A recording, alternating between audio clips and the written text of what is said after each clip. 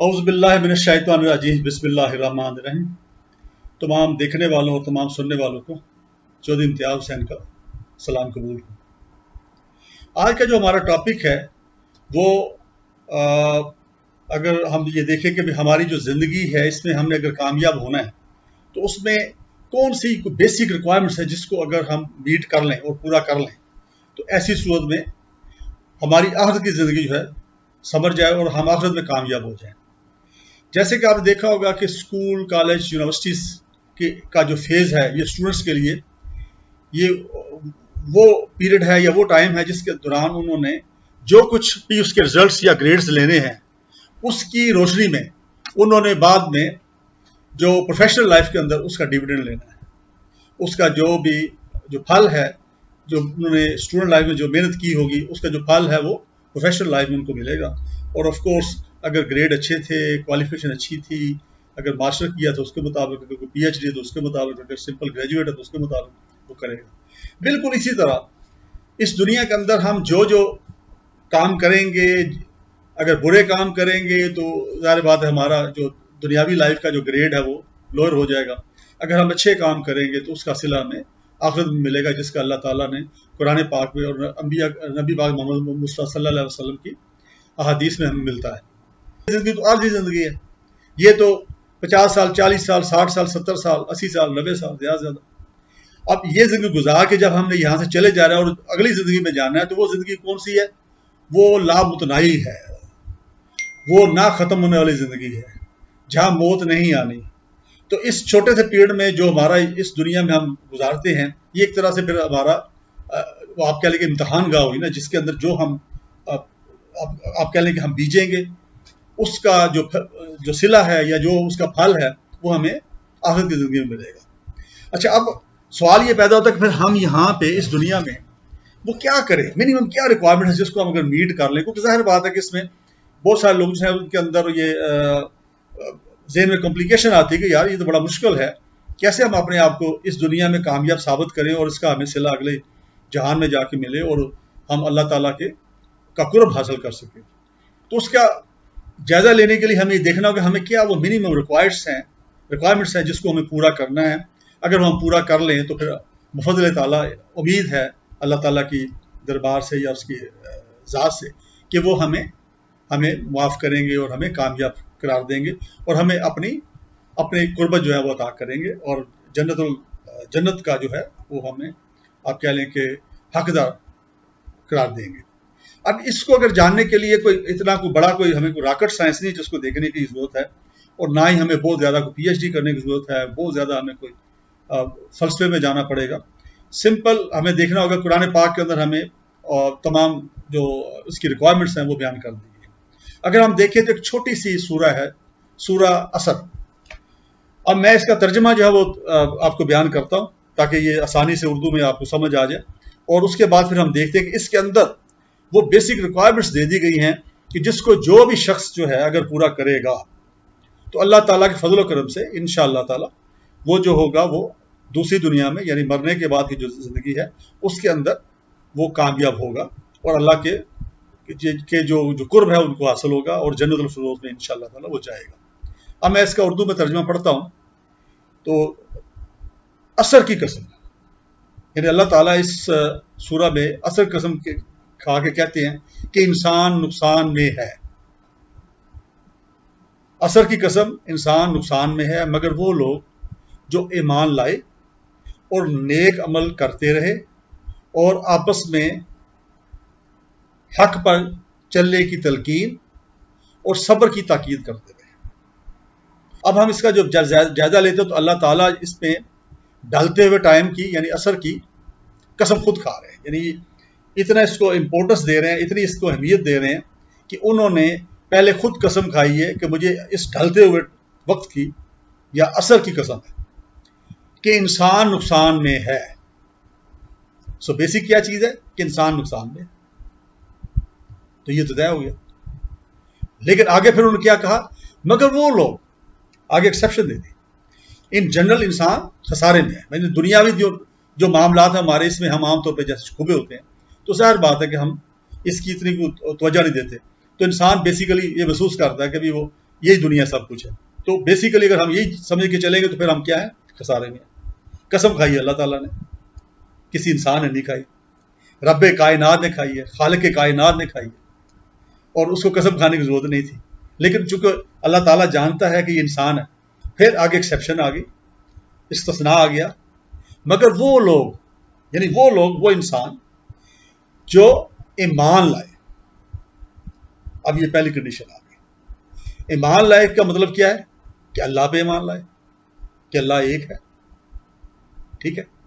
और ईमान की जो शराइत है उसके अंदर वो अल्लाह के ईमान के साथ साथ क्या है कि अल्लाह की भेजी हुई जो किताबें हैं और उसमें अंबिया कराम हैं, और आखिरी जो किताब कुरान पाक है, कुरान हकीम है, और आखिरी नबी मोहम्मद सल्लल्लाहु अलैहि वसल्लम है, उन पर ईमान लाना। क्योंकि अल्लाह पे ईमान कंप्लीट ही नहीं होता जब तक आप अल्लाह के जो भेजे हुए जो इरशादात हैं, जो दी कुरान की शक्ल में है, उसके ऊपर आप ईमान नहीं लाते, और आप नबी पाक मोहम्मद सल्लल्लाहु अलैहि वसल्लम जो है उनको आखिरी नबी नहीं मानते और उन पे नबी होने पर ईमान नहीं लाते, ठीक है ना। अब देख ना मक्का में क्या हुआ, जिन लोगों ने नबी पाक पे ईमान ना लाए तो क्या कहलाए, काफिर।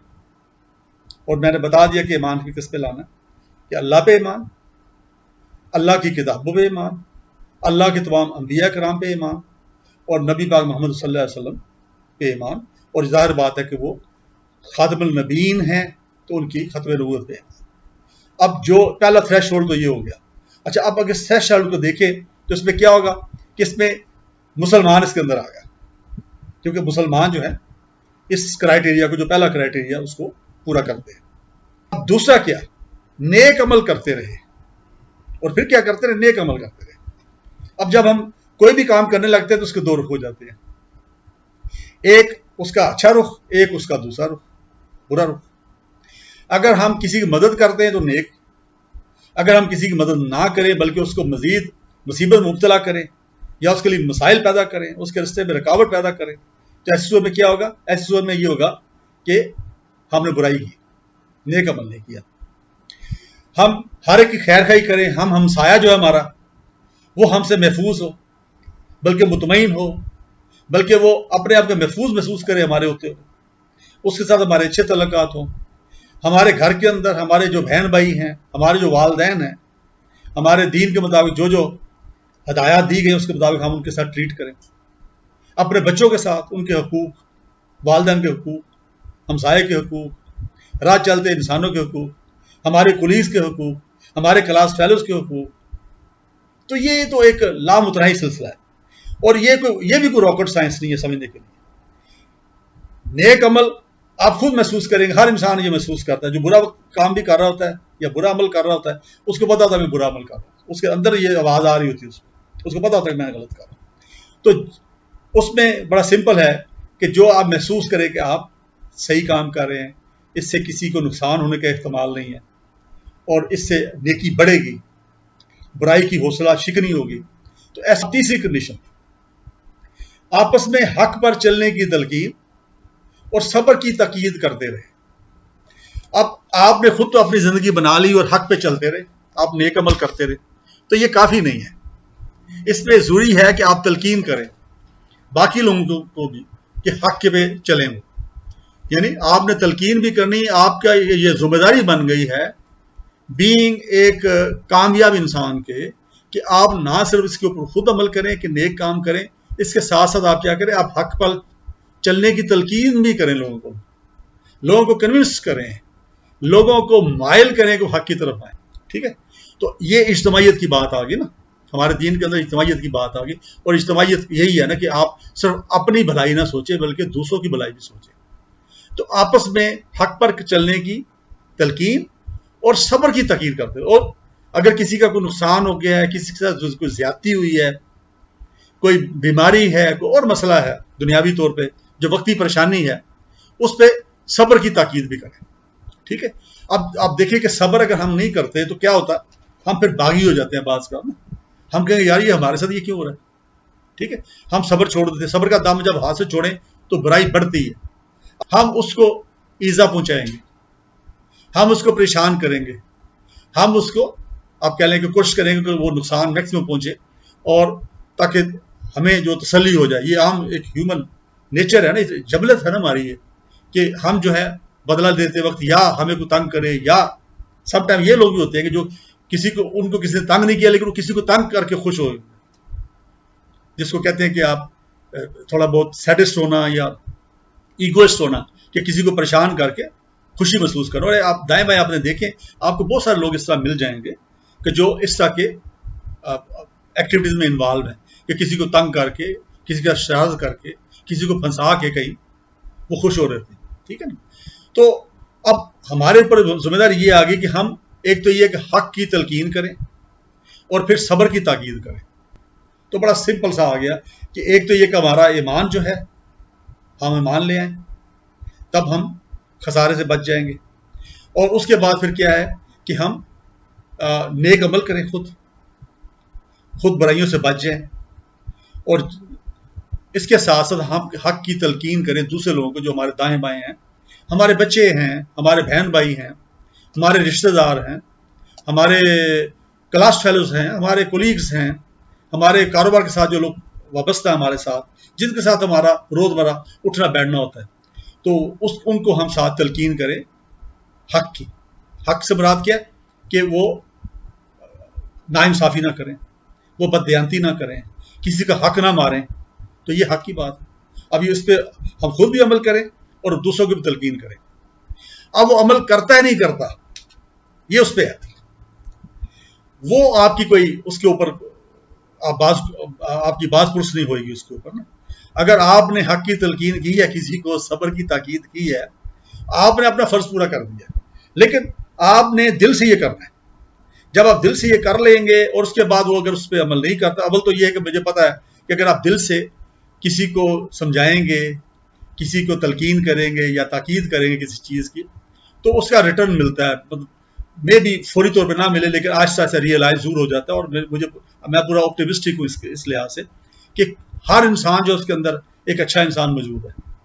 یہ الگ بات ہے اس نے اس پر تھپکی دے کے نا اس کو بٹھایا ہوتا ہے، اور جب وہ سر اٹھاتا ہے تو اس کو تھپکی دے کے پھر سلا دیتا ہے. تو جب آپ ان کو تلقین کریں گے حق کی، جب آپ ان کو صبر کی تاکید کریں گے، تو وہ اندر کا انسان جو اندر ہے، جو اندر آرام کر رہا ہے، جس کو ہم نے آرام پہ رکھا ہوا ہے، جو نیک انسان ہے بیسیکلی، وہ اندر سے ضرور کوشش کرے گا باہر نکلنے کی اور وہ اوور کم کرنے کی کوشش کرے گا. تو جب نیک نیتی خلوص کے ساتھ آپ کسی کو کوئی چیز سمجھاتے ہیں تو اس کا رزلٹ جو ہے ہمیشہ اچھا نکلتا ہے. یہ میرا ایمان ہے. تو اب اس آیت کے اندر آپ نے کیا کر دیا، انڈیویجویلٹی بھی آ گئی اور اجتماعیت بھی آ گئی. یعنی آپ کا اپنا کردار کیا ہونا چاہیے، آپ خود کیسے ہونے چاہیے، آپ کے دائیں بائیں جو لوگ رہ رہے ہیں، جو معاشرہ ہے آپ کا، اس میں آپ نے کیا کرنا ہے. ٹھیک ہے. اور وہ معاشرہ کیسے بنے گا، یعنی آپ تلقین کریں گے حق کی، آپ تاکید کریں گے صبر کی. ٹھیک ہے. ورنہ کیا ہوگا، دیکھیں اگر آپ کو ان سے محبت ہے، آپ کو اپنے عزیز و کاروں سے محبت ہے، رشتہ داروں سے محبت ہے، تو آپ نہیں چاہیں گے کہ وہ آخرت میں ناکام ہو، آخرت میں خسارے میں رہ جائیں، چونکہ خود تو آپ خسارے سے بچ رہے ہیں. ٹھیک ہے نا. تو اس لیے آپ پوری خلوص نیت کے ساتھ آپ آئی ایم شور کہ آپ یہ کوشش کریں گے، اور اس میں آپ کا کردار آپ کے سامنے ہوگا. جب آپ کسی کو حق کی تلقین کر رہے ہوں گے یا صبر کی تاکید کر رہے ہوں گے تو ظاہر بات ہے آپ کا کردار ان کے سامنے ہے، آپ کی گفتار ان کے سامنے ہے، اور آپ کا جو خلوص ہے وہ بھی ان کے سامنے ہے. تو وہ چیز اثر رکھے گی. ٹھیک ہے نا. اگر آپ اس پہ عمل خود نہیں کر رہے تو ایسی صورت میں ہو سکتا ہے کہ وہ کہے گی یار یہ کیا کہہ رہا ہے، خود تو عمل کرتا نہیں ہے اور ہمیں یہ تاکید کر رہا ہے یا تلقین کر رہا ہے. تو ایسی صورت میں شاید اس کا اثر وہ ظاہر اس طرح سے نہ ہو. تو اس لحاظ سے پہلے تو خود ہم نے مثال بنانا ہے اس کے اوپر عمل کر کے. یعنی کیا کرنا ہے، ایمان لانا ہے، ورنہ کیا ہم گھاٹے میں، ورنہ ہم خسارے ہیں. ایمان لانا ہے اور نیکی کی زندگی گزارنی ہے. اور پھر اس کے بعد ہم نے کیا کرنا ہے، ہم نے ارد گرد دائیں بائیں ہمارے جو بھی حلقہ احباب ہے اس کے اندر ہم نے ان کو حق کی تلقین کرنی ہے اور صبر کی تاکید کرنی ہے. جب صبر سوسائٹی کے اندر آ جائے گا تو پھر کیا ہوگا، اگر کسی کے ساتھ کسی نے کوئی زیادتی کی ہے، ظلم کیا، تو وہ اگر صبر کرے گا تو ایسی صورت میں کیا ہوگا، وہ بدلہ نہیں لے گا. جب وہ بدلہ نہیں لے گا تو کنسیکوینشل جو وائلنس ہوتا ہے نا وہ شروع نہیں ہوگا اور نہ ہی بڑھے گا. ظاہر بات ہے جب آپ بدلہ نہیں لیں گے تو دوسرا جو ہے وہ پھر دوبارہ ایکٹ تو نہیں کرے گا نا الٹا آپ کے اوپر. تو ایسی صورت میں کیا ہوگا، وہ جنگ یا وہ جو لڑائی ہے یا وہ جو برائی ہے وہ رک جائے گی وہاں پہ. اور ایک سٹیج آ کے ہو سکتا ہے کہ جس نے وہ ظلم کیا تھا، زیادتی کی تھی، وہ شخص خود ہی ریئلائز کرے اور آ کے معافی مانگے اس شخص کے ساتھ جس کا اس نے زیادتی کی تھی، اس کے صبر کی وجہ سے. تو یہ ایک مختصر سی بات آج میں نے کی ہے، جس میں میرا خیال ہے کہ بڑا سمپل ہے، اور اللہ تعالیٰ نے ہمیں ایک چھوٹی سی ایک سورہ کے اندر یہ بیان کر دیا کہ ایک انسان جو ہے کیسے کامیاب ہو سکتا ہے. اور کامیابی کے لیے یہ 2-3-4 ساری باتیں ہیں جس پہ اگر ہم عمل کریں تو بڑی آسانی ہے. اس کا مطلب یہ کہ ہم اگر اس پہ عمل کر لیتے ہیں تو ہم اس دنیا میں ہمارا جو ڈیڈز ہوں گے وہ ایکسیپٹیبل ہوں گے، اور اس کا جو ہمیں اجر ہے یا جو صلہ ہے وہ اگلے جہان ملے گا، اور ہم اللہ تعالیٰ کے قرب میں ہوں گے. اللہ تعالیٰ کے جو برگزیدہ شخصیات ہیں، انسان ہیں، افراد ہیں، اس میں شامل ہوں گے اور جنت الفردوس کے حقدار ہوں گے. میری دعا ہے کہ مجھے بھی اور آپ کو بھی اس پہ عمل کرنے کے اللہ تعالیٰ توفیق دے، اور ہم اس کے جو صحیح معنوں میں جو اس کی روح ہے، جو جیسے ہم نے ڈسکس کیا اپنے میں نے ٹوٹے پھوٹے الفاظ میں جو ذکر کیا جس کا، اس پہ ہم عمل کریں اور اپنے لیے بھی خیر کریں، خود بھی خسارے سے بچیں، اور باقی ہمارے جو قرب و جوار میں جو بھی لوگ رہ رہے ہیں ہمارے، ان کو بھی اس خسارے سے بچائیں. تاکہ دیکھیں ہمیں دکھ تو ہوگا کہ اگر وہ نقصان میں رہیں آخرت میں. تو اس دعا کے ساتھ میں آج آپ سے رخصت لیتا ہوں، اور انشاءاللہ تعالی یہ سلسلہ پھر آگے چلے گا، پھر کسی اور ٹاپک پہ پھر دوبارہ ملاقات ہوگی. السلام علیکم.